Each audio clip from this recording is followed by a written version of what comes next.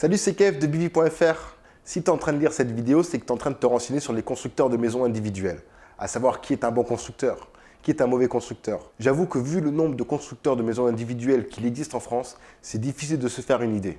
Mais il existe certains points qui te permettront de savoir au moins qui est un faux constructeur. Selon la Direction générale de la concurrence, de la consommation et de la répression des fraudes, 58% des établissements pratiquant un CCAMI seraient en non-conformité. 58%. Plus d'un constructeur sur deux. C'est ce que la répression des fraudes appelle les faux constructeurs. Alors prends une feuille, un stylo, prépare ta checklist. Je vais te présenter les 11 points à vérifier pour savoir si tu n'as pas affaire à un faux constructeur. Intro.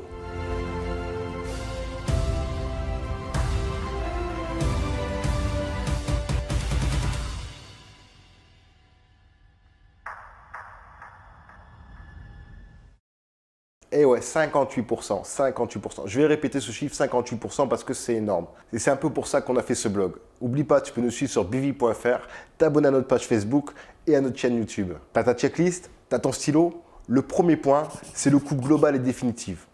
Ton constructeur doit obligatoirement te présenter le coût global et définitif de ta construction. C'est le point numéro 1. Le point numéro 2, ce sont les délais.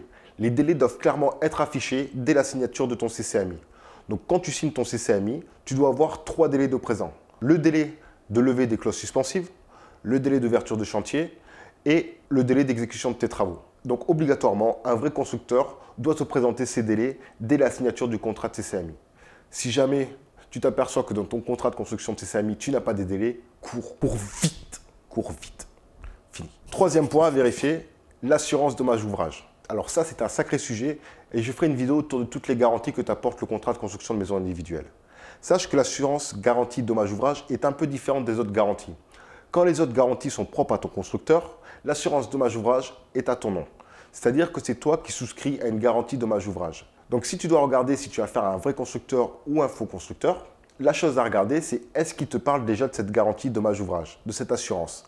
Si jamais la personne ne t'en parle pas, bins, il y a un problème, il y a un loup, tu cours. Soit ton constructeur paye pour toi cette assurance dommage ouvrage, mais en ton nom, et te délivre une attestation nominative, soit il te demande de souscrire tout seul à cette assurance. Mais sache qu'un bon professionnel assurera les démarches administratives et te fournira ton attestation de garantie dommage ouvrage. À savoir que l'assurance dommage ouvrage est obligatoire pour toute réalisation de travaux.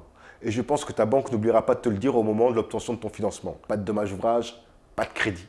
L'étape numéro 4, tu peux la marquer sur ta checklist, c'est une garantie de livraison à prix et délai convenu.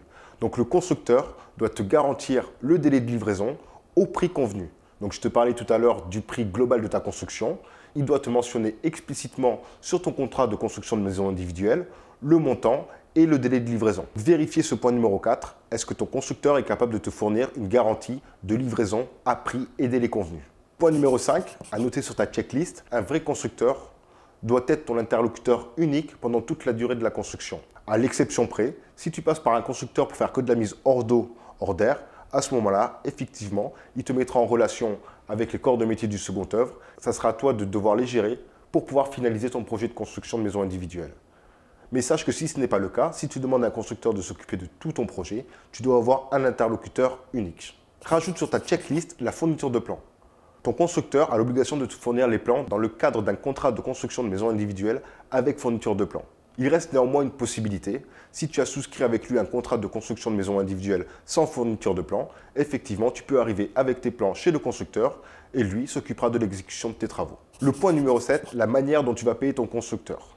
Les appels de fonds sont réglementés par la loi. Si ton constructeur te demande de faire des appels de fonds en dehors du cadre de cette loi, tu pourras regarder ma vidéo sur les CCAMI où j'approfondis beaucoup plus le sujet. Mais ton constructeur n'a pas le droit de te demander des appels de fonds en dehors du cadre de la loi. Autre point important, l'attestation nominative de garantie de remboursement. C'est la garantie qui te permet de récupérer les sommes versées en cas d'annulation de ton contrat de construction de maison individuelle.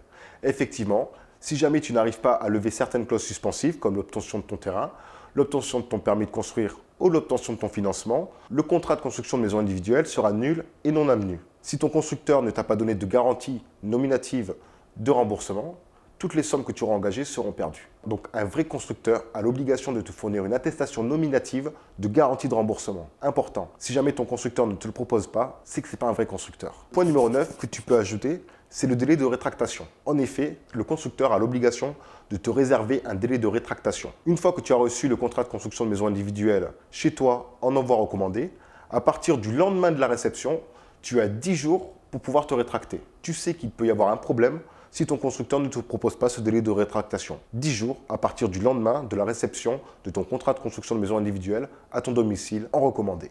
Le point 10, ce sont les démarches administratives. Un vrai constructeur, sous ton mandat, va s'occuper de réaliser les démarches administratives. Donc par exemple, c'est lui qui peut s'occuper du dépôt du permis de construire. Au moins, assurer que le dépôt du permis de construire soit fait en bonne et due forme. Donc si tu es confronté à un professionnel qui ne réalise pas ces démarches administratives, tu peux te douter que tu n'as pas affaire au bon professionnel. Enfin, pour terminer, le point numéro 11, c'est toute la panoplie de garanties que doit apporter un constructeur de maison individuelle. Donc j'entends par panoplie de garanties, toutes les garanties qui courent tout au long du projet. Donc, je t'ai déjà parlé de la garantie de remboursement, je t'ai déjà parlé de la garantie de livraison à prix et délai convenu, mais tu as aussi la garantie de parfait achèvement, la garantie biennale de bon fonctionnement et la garantie décennale. Ce sont des garanties qui courent après la réception de ta maison. Donc, je vais faire une vidéo particulière sur ce que sont ces garanties, comment les appliquer, quels sont les recours et surtout comment les traiter. Donc voilà, je t'ai donné les 11 points nécessaires à regarder pour savoir si ton constructeur est un bon professionnel ou un faux constructeur. Je te rappelle, 58% des établissements proposant des CCMI sont en non-conformité. Ce n'est pas moi qui le dis, c'est la Direction générale de la concurrence, de la consommation et de la répression des fraudes. Le conseil que je peux te donner, c'est qu'au cours de tes visites chez les constructeurs, lors de tes consultations, prends ta checklist et pose-lui ces questions. Si ton constructeur est capable de répondre à ces 11 points, déjà, tu peux te dire que tu as affaire à un vrai professionnel.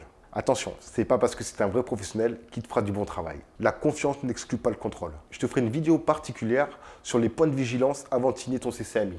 C'est la phase la plus importante dans la préparation de ton projet. Un contrat de construction mal rédigé peut te pénaliser pendant la durée d'exécution de tes travaux. N'oublie pas que c'est ta maison, que c'est le projet de ta vie et que tu dois être vigilant. Je te remercie d'avoir regardé ma vidéo. N'hésite pas à mettre un pouce, à t'abonner à notre page Facebook, à notre blog bv.fr et à notre chaîne YouTube. Allez, ciao!